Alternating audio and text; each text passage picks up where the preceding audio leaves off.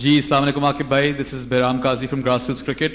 मुश्किल सीज़न रहा लाहौर के लिए, 6 लॉसेस 6 मैचेस के अंदर। ऑब्वियसली हमें पता है राशिद खान अनअवेलेबल थे, फिर हारिस रऊफ भी इंजर्ड हो गए, डेविड वीसा भी अनअवेलेबल थे, और कई कई पे लगा जिस तरह की बैटिंग ऑर्डर सही तरह वो कॉम्पोजिशन नहीं मिल सकी लाहौर को। तो आपके हिसाब से क्या सबसे बड़ी वजह है लाहौर की नाकामी के पीछे? देखिए, ऑन अ गिवन डे अगर आप देखें तो आज जो मुल्तान के भी अवेलेबल प्लेयर्स थे वो बड़ी लिमिटेशंस थी। On what ever choices you have, आपने फिर भी ग्राउंड में तो फाइट दिखानी है, जो कि अनफॉर्चुनेटली आज वो देखने को नहीं मिली। इससे पहले जितने 5 मैच थे वो एक अच्छे मैच हुए हैं, क्लोज हुए हैं, चांसेस थे कि कोई भी जीत सकता है, लेकिन आज खासी डिसअपॉइंटिंग परफॉर्मेंस है।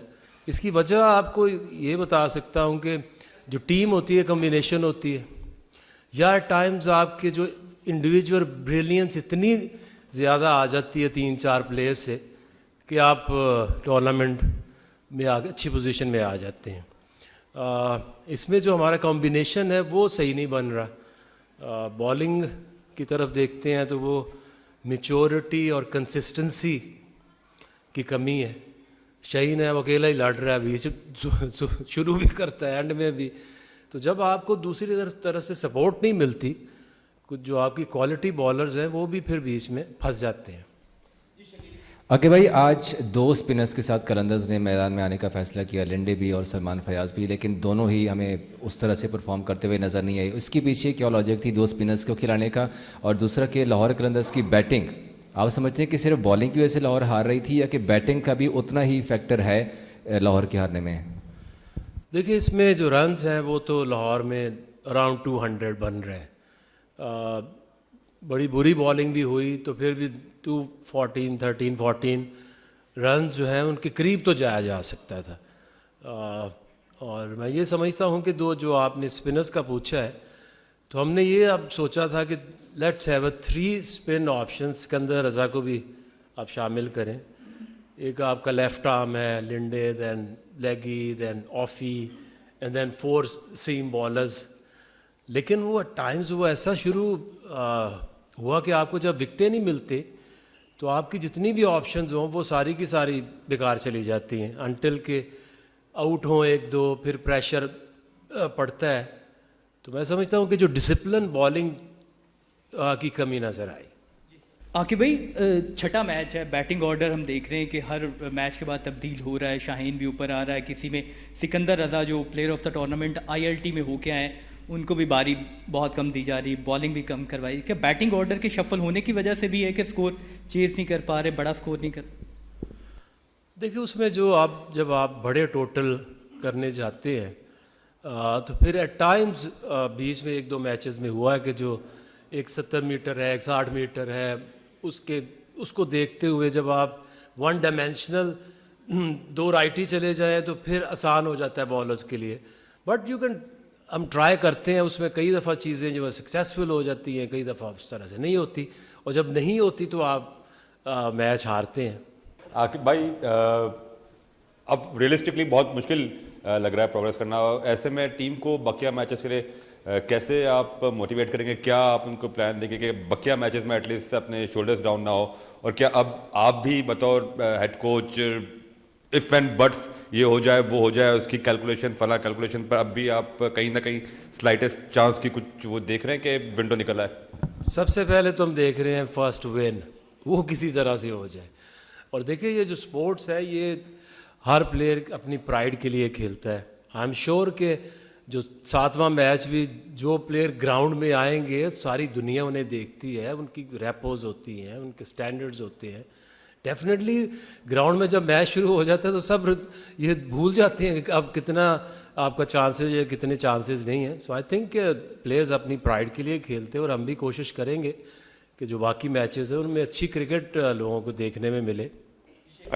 अच्छा, मेरा पहला तो ये है कि आपको लगता है कि एक साइकिल पूरा हुआ है अभी PSL का, दूसरे साइकिल में कोई हम मौजा उल्टा देख सकते हैं कि कलंदर सारे मैच जीते, और उसके अलावा जो आज फील्डिंग में परफॉर्मेंस रही है आपकी टीम की, वो मतलब इज्तमाहियत में हम किसी इंडिविजुअल को तो कह रहे हैं, पर इज्तमाहियत में लाहौर कलंदर आपको लगा कि आज उसने ऐसी फील्डिंग की है कि वो एक मैच जीतना चाह रही है?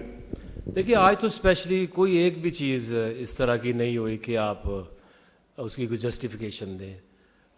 बॉलिंग जो है वो इनकंसिस्टेंट लाइन पे हुई है, फील्डिंग में बहुत से लैप्सेस हुए हैं, और बैटिंग में भी इस तरह का बड़ा टोटल उसी तरह चेज़ होता है कि जब आपका एक टॉप ऑर्डर एंड तक चला जाए, 17-18 ओवर तक चला जाए।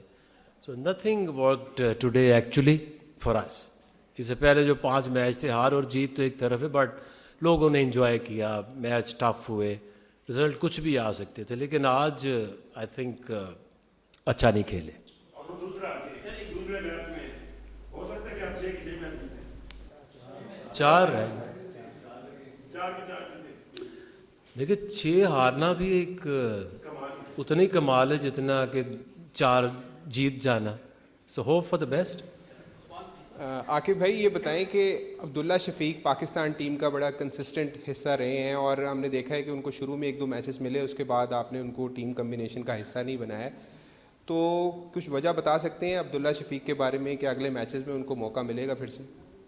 देखिए 2 चीज़ें होती है, एक आप अपनी टीम का सोचते हैं कि कोई ऐसा कॉम्बिनेशन बनाए जिससे जो टीम को फ़ायदा हो जाए, बट आपने दोनों चीज़ों का बैलेंस ज़रूर रखना होता है कि जो एक प्लेयर है आपने उसकी जो बेस्ट यूटिलिटी है वो टॉप ऑर्डर पे अच्छा खेलता है वाइड बॉल में, तो वहाँ पे अगर आप देखें तो ठीक है फ़खर की फॉर्म उस तरह नहीं लगी हुई थी, बट साहबज़ादा फरहान बहुत अच्छा खेल रहा था, तो हम उसे पहले 3 नंबर पे खिला नहीं सकते थे। तो हमने अब्दुल्ला से भी यही बात की कि अब्दुल्ला लेट्स ट्राई कि आप 4 नंबर पे आओ, और आके वहाँ से अगर आप क्लिक कर जाते हो तो ये आपके करियर के लिए भी एक नई राह होगी और टीम को भी इसका फ़ायदा हो जाएगा।